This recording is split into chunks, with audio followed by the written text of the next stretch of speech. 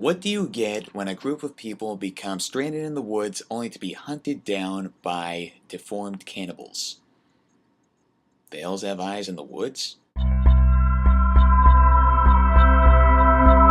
So we got a guy who, because of a blocked road, ends up taking this turnoff down a dirt road where he ends up colliding with this car. They got a blown tire.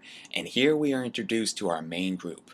So we got Chris, a doctor who's late for an appointment, a married couple named Scott and Carly, another couple named Evan and Francine who don't seem to have anything better to do than smoke and just raid through other people's belongings, and their friend, a single girl by the name of Jesse.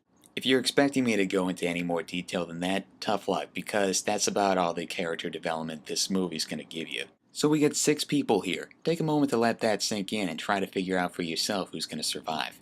That being the case, the plot is actually pretty thin here. In addition, most of the performances are also average at best. In fact, I think some of the best performances came from the people playing the deformed cannibal family, who, interestingly enough, we don't really get to know much about. I can tell that this is the kind of movie where the audience is only supposed to know as much as the characters know, so we get introduced to stuff as they get introduced to stuff, we learn as they learn.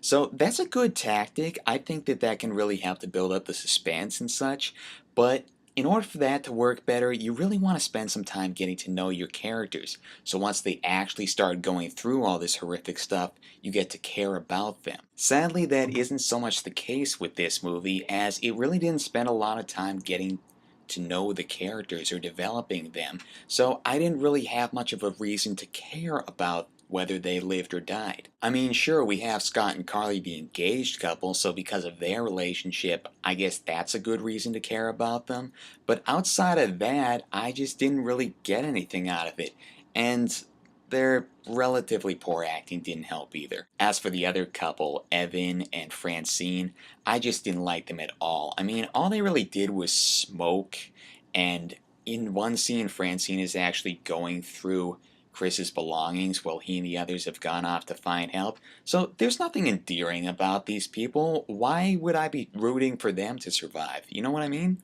And that leaves Chris the doctor and Jessie the single girl. That's about all I know about them. So, hey, we're all out of luck. Therefore, the film became pretty predictable in that I could pretty easily guess who was going to live and who was going to die. However, despite all the film's shortcomings, there are a few redeeming qualities. Like I mentioned before, I feel that some of the best acting in the film came from the people playing the deformed cannibals, which interestingly enough, they really don't have any real dialogue, they're just making noises the whole time. So they have to entirely rely on physical performances and the makeup, of course, which they're acting through. And I have to say, the makeup and gore effects in the film were pretty realistic, and so that was kind of fun to see just because of how good all that actually looked. Or, from a artistic perspective. Also, a couple of the kills are done in kind of a stylistic manner, so those were kind of cool to see too, and it was quite effective. We would only hear a noise and then actually see what happened, or it would only show the person's eyes, and I thought that was a clever way to do it. That being said, the film is pretty slow for the first half, but during the second half, especially the last act, things really start to pick up, and it does have a pretty cool climax, I'll give it that. It's not that long either. It's 1 hour, 24 minutes, which, considering the whole premise of this, is probably a good thing. So overall, on a rainy day or something, I would think it would be a fun movie to put in.